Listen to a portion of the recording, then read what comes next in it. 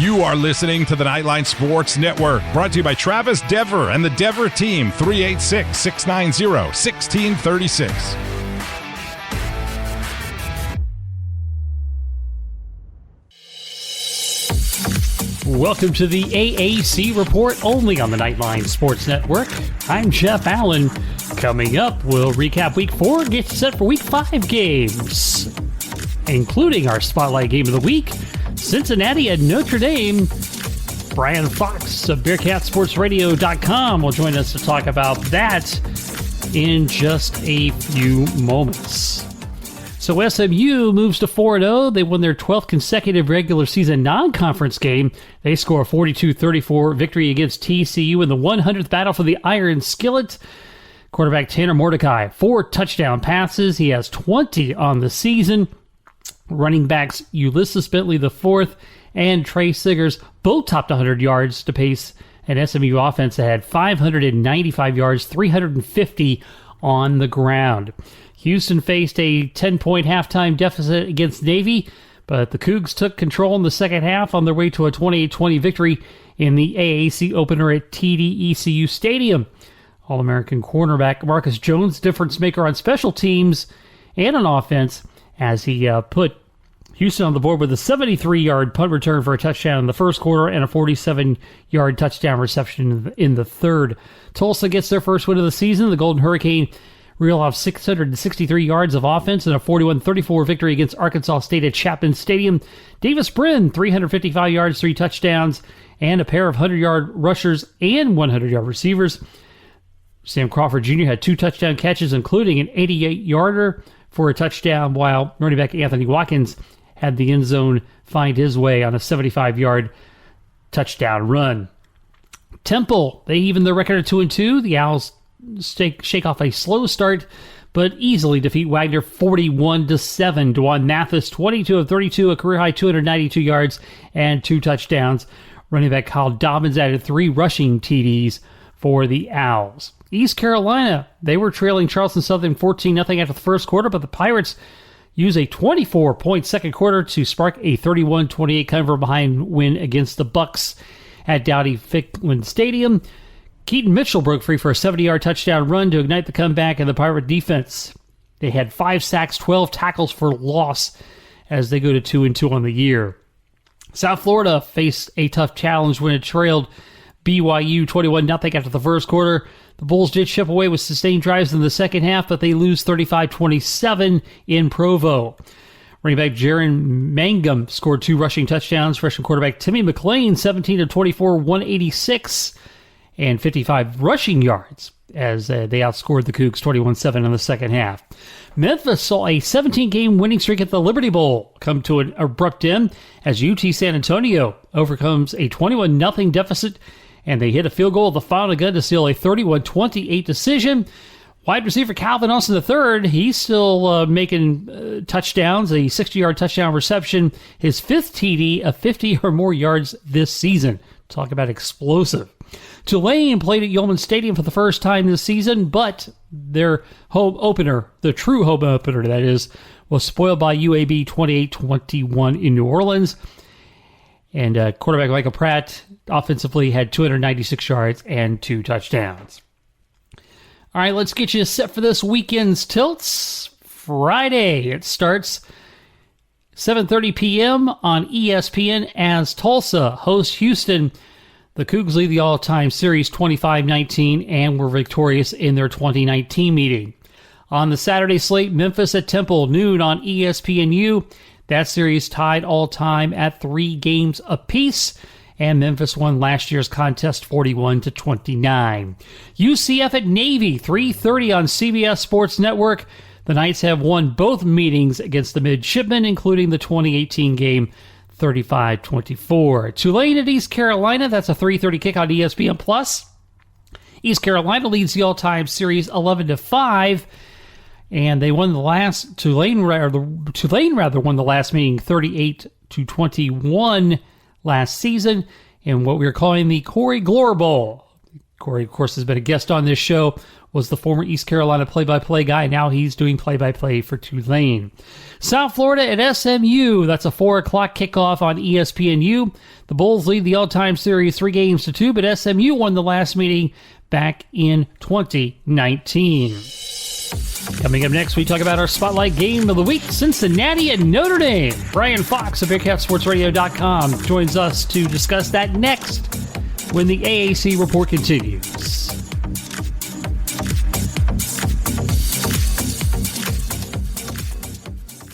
Hey, this is Travis Dever, Kai's Real Estate, the Dever team, New Smyrna Beach. Your source for real estate and everything else, New Smyrna Beach. Proud sponsor of Nightline. Call me anytime at 386-690-1636. That's 386-690-1636. Let me show you my hometown, New Smyrna Beach, UCF's favorite beach. Go Knights and charge on. An auto accident can change your life forever. At Chad Barr Law, we are raising the bar on what to expect from your personal injury attorney. Hi, I'm Chad Barr, and I want you to know that our entire team is dedicated to providing you with the representation you deserve in your greatest time of need. If you or a loved one have been injured in an auto accident, call 407-599-9036 for a free consultation or visit chadbarlaw.com. At Chad Barr Law, our clients come to us in need and leave as family. Offices, Altamont Springs. Looking for more out of your Porsche? Look no further than Flat6Motorsports.com. They have the widest selection of aftermarket Porsche parts anywhere in the world. With over 85 product lines and in-depth expertise, Flat6Motorsports.com is your one-stop shop for any Porsche performance needs. Whether you're shopping for intakes, exhausts, suspension, or tuning, they have you covered. Flat6Motorsports.com is the premier Porsche aftermarket specialist. Check them out at Flat6Motorsports.com.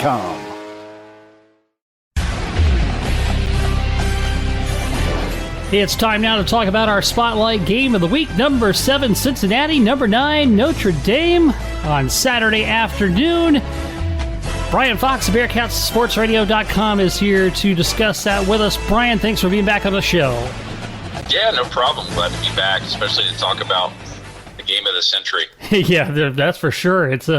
It's definitely a big one with a top 10 matchup. Before we get to that, let's talk about the season so far. Bearcats at 3-0, beating Miami of Ohio, Murray State, and then getting a nice little tune-up battle against a Big Ten opponent in Indiana in a game which they trailed and had to come from behind to win. What is your assessment of the season so far?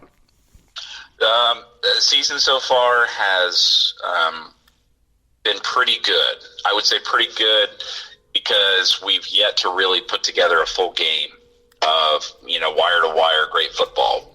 The Miami game, I guess, was about as close as you could get to that.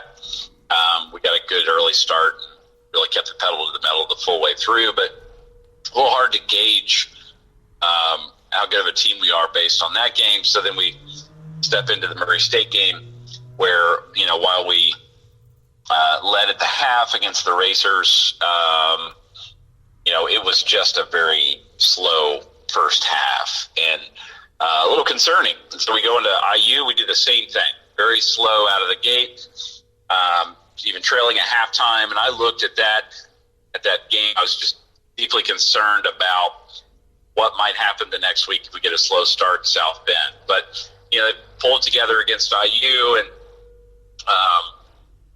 really put it away in a really critical road game where I will tell you the Indiana environment was hostile. It was humorous, and it was a bit much greater environment than I anticipated. Of course, with it being just 2.5 hours away, there's a good chunk of folks there that were just Bearcats fans following the band, but there was enough Big Ten fans, IU fans to really fill Memorial Stadium. And so it was good for, I think, Desmond to get our quarterback to get a good look against a team with a loud crowd.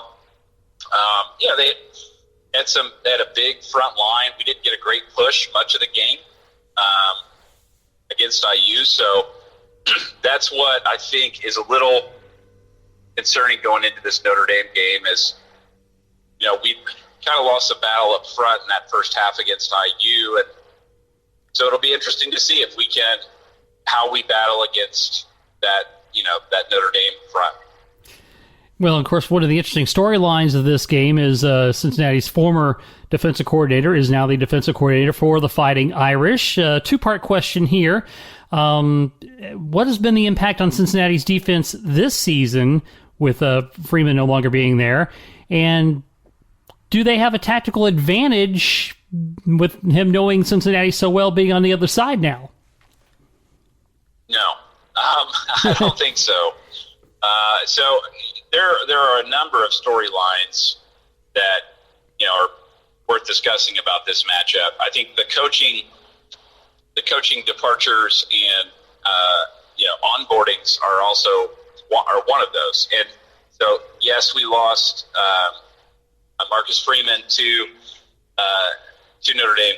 We also lost Mike Mickens, who's the defensive backs coach now over at Notre Dame. So we lost both of those. They were kind of a package that left.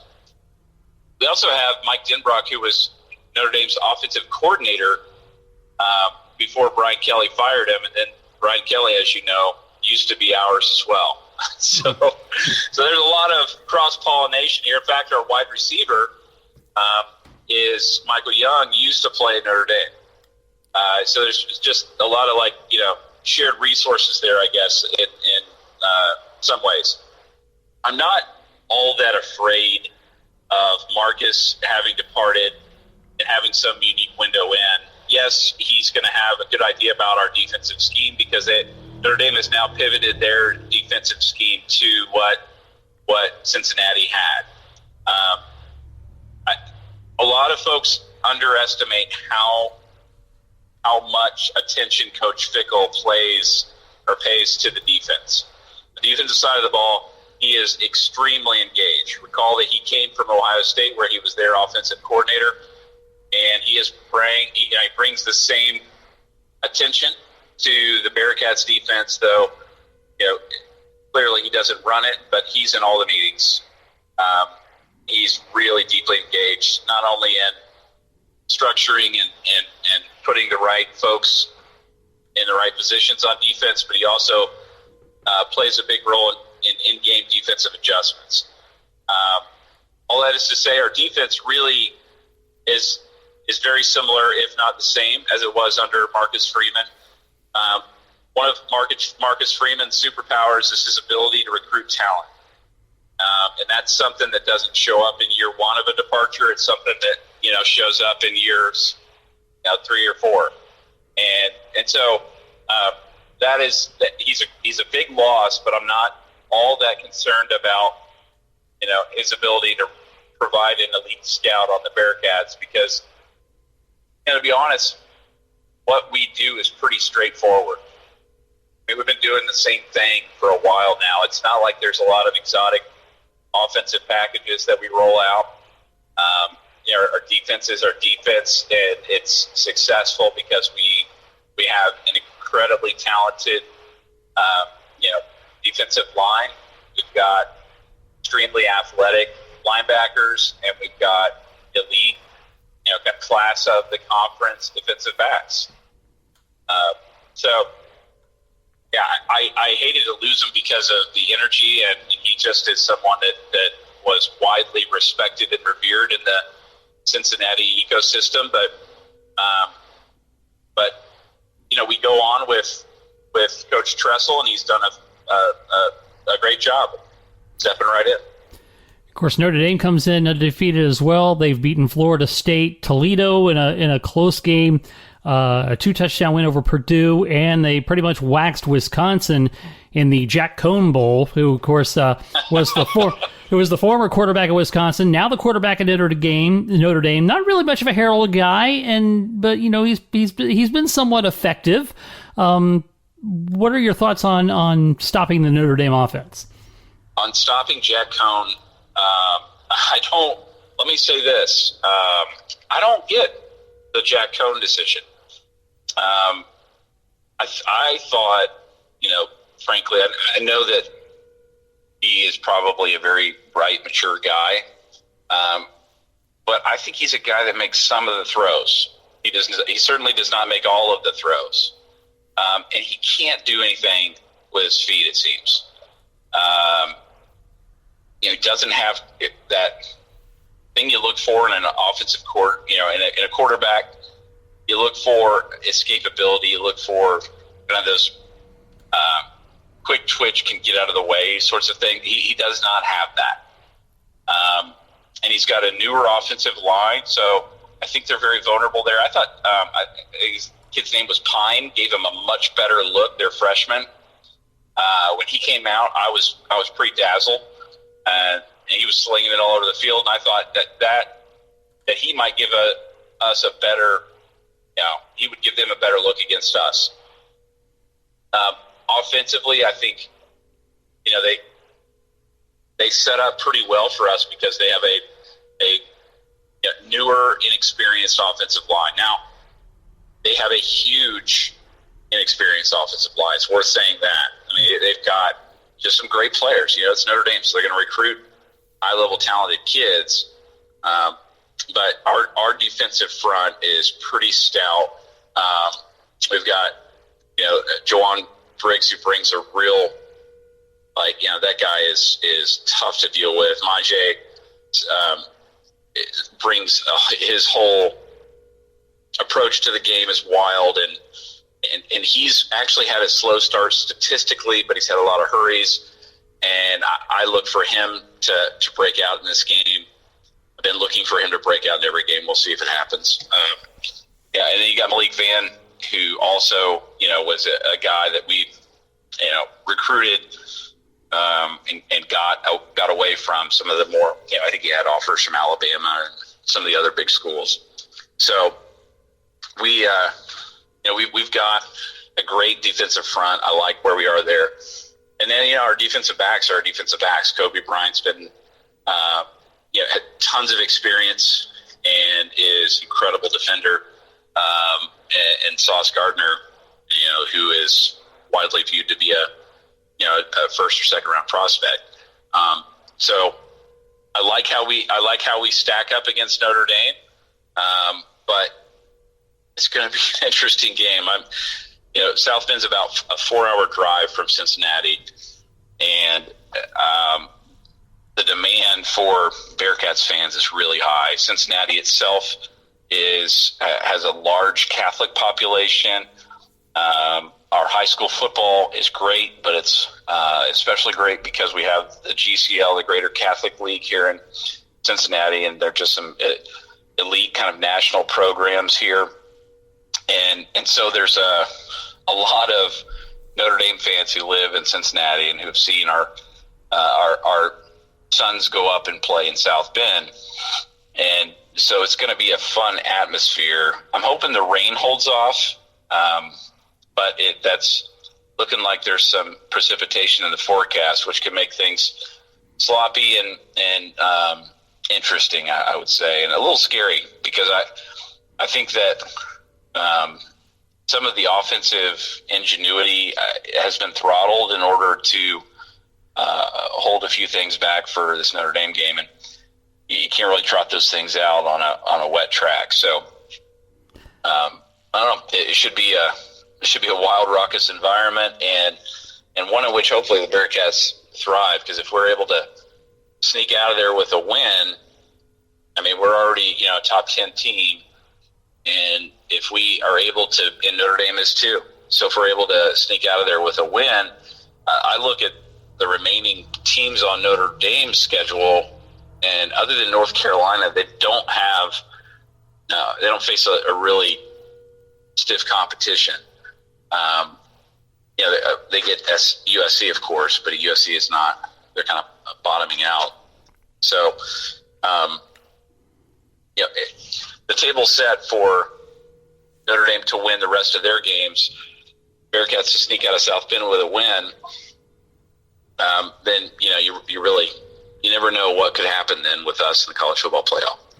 Yeah, I'll get to that in a second. I did want to ask you, though, because you did mention the slow starts and those being concerning. Would it concern you if they get off to a slow start in this ball game? Because you don't want to keep playing with fire, right? Yeah.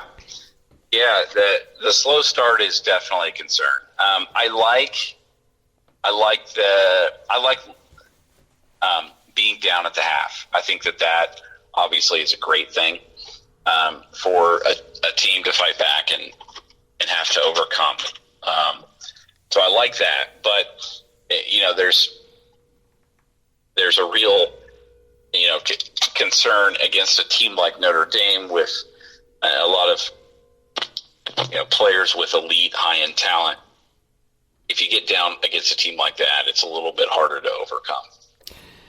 And of course, you mentioned, it's a top 10 matchup. If they get a win, there's two scenarios I see in play here. With the victory, how far can they move up after a win this week? I mean, there are several undefeated teams still in the mix right now ahead of them.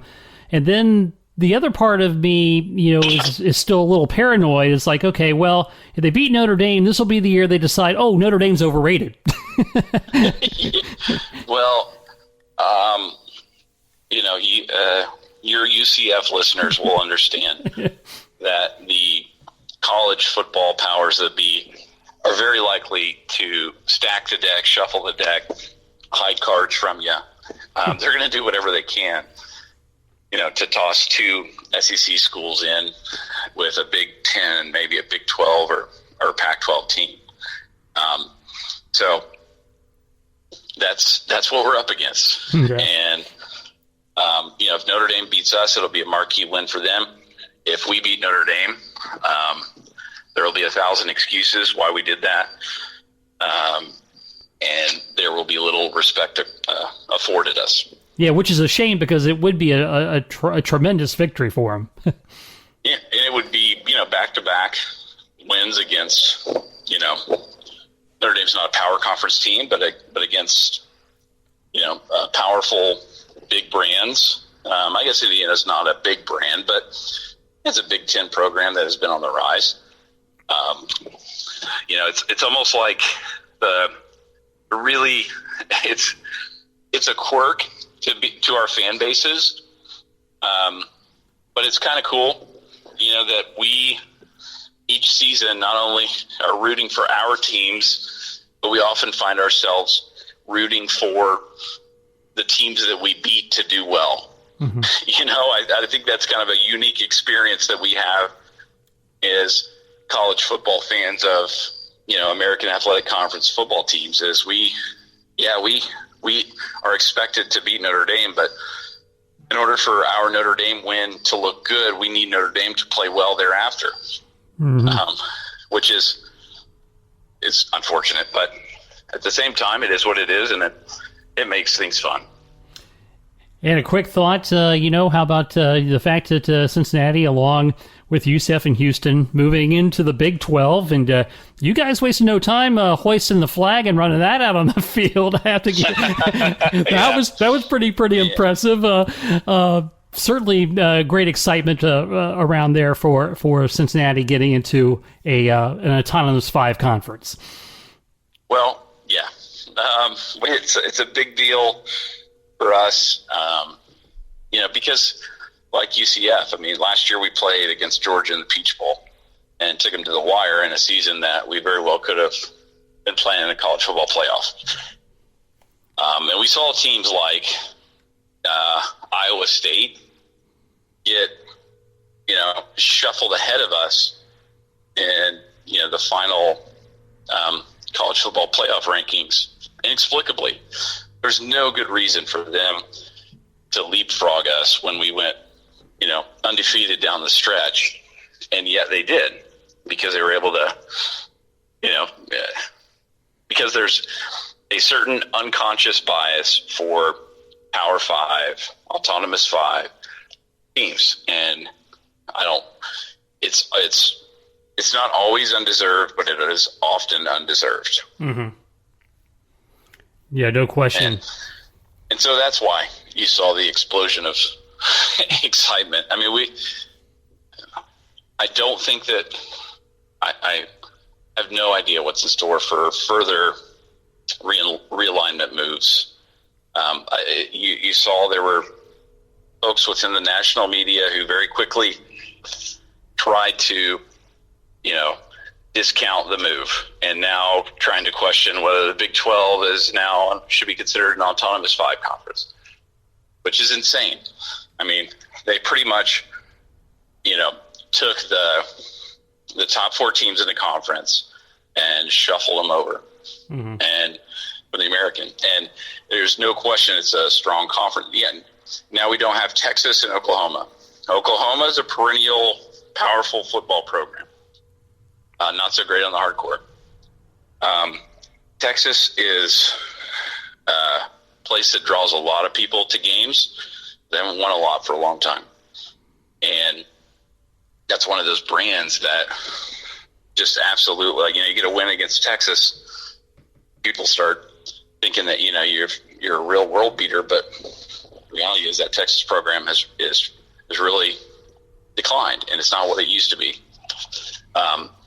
So I'm hopeful that the Big 12 respect will remain intact. And, I think what you saw our fan base celebrate is, and I hope I don't offend too many of your listeners. I mean, I'm sure some of them will be, but to be able to not have to play the Tulsas and the Tulanes is important. I mean, it's great to not have to go, on the road to ECU. No disrespect to them, or maybe there's some disrespect to them, but I know for our fan base, we're delighted to not have to do that, and we're excited about some of the matchups that we're going to see in the Big 12. Excited to play West Virginia again. They were a consistent rival for us back in our Big East days, so our fans are really excited about that. Really excited to go on a road, go to Stillwater, play Oklahoma State every year. Excited about that. Excited to go play Kansas in basketball. Yeah. Right? I mean, how neat of a environment is it going to be for see a Cincinnati Kansas game, in that arena with the historic brand behind both teams. So it's all good for us. Yeah, absolutely. And of course, UCF obviously right in that boat too. So I feel you from that standpoint. And you have to take the step up when the opportunity is there. I mean, if you wait too long, you might get shut out. So we're not declining that offer, right? Take Memphis. That's a better program. Yeah, maybe a better fit for you guys. Yeah. So I mean, because we have.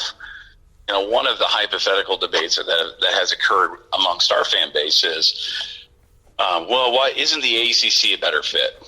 And the old line, beggars can't be choosers line, that line fits here. Yeah. Because the AAC, it's not like it's not like we're choosing between the ACC and the Big 12. The only option we have, to level up is the Big 12. So, yes, we will gladly accept your invitation. Yeah, and guess what? Another 6, 8, 10 years, there'll be more realignment. So you never know. Yes. Yep. All right. Brian Fox says, always, we enjoy having you on. Please plug the endeavors that you are behind, sir. Sure. Yeah. BearcatsSportsRadio.com is the website, and then Twitter's @BearcatsRadio. We got Instagram and Facebook, and I'm excited to see what happens this Saturday. Yeah, it definitely will be fun to watch. Brian, thanks again for being on the show. All right, thanks for having me, Jeff. Cincinnati and Notre Dame, 2:30 Saturday on NBC. Notre Dame leads the all-time series. They won their only meeting, and you remember this one, right? Back on October 20th, 1900. That's only 120 years ago. Notre Dame won that game 58-0. Players of the week in college football in the AAC. Davis Brin of Tulsa. Again, he had 17 of 25 for 355 yards, including touchdown passes of 83, 34, and 17 yards. The defensive player of the week is Derek Parrish of Houston. A game and career-high 12 tackles, including a sack and 2 tackles for loss in their victory against Navy. And the special teams player of the week, Marcus Jones, with his 152 all-purpose yards and 2 touchdowns, including that 73-yard punt return for a score. Some final news and notes. when we come back on the AAC Report only on the Nightline Sports Network right after this.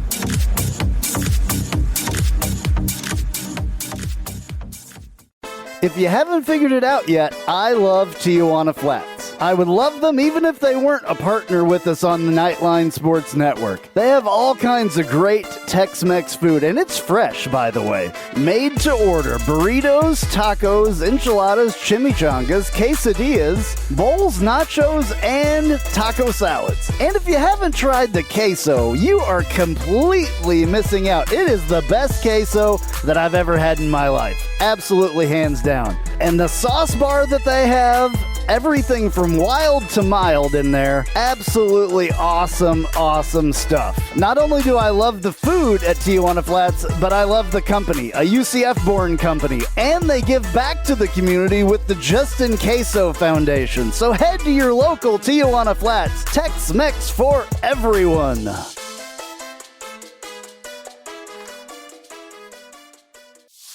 Hey Jeep Wrangler owners, have you ever sat in your office at work and watched the rain just pour into your Jeep because the weatherman said that there was a 0 chance of rain? Or you put your doors back on because there was a 100% chance and then not a drop of rain fell?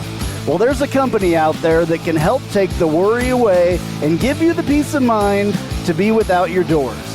The company's called Life Without Doors. They make waterproof rain curtains and dash covers for Wranglers. Life Without Doors is there to help make the decision to leave the doors at home an easy one. Find out more at lifewithoutdoors.com.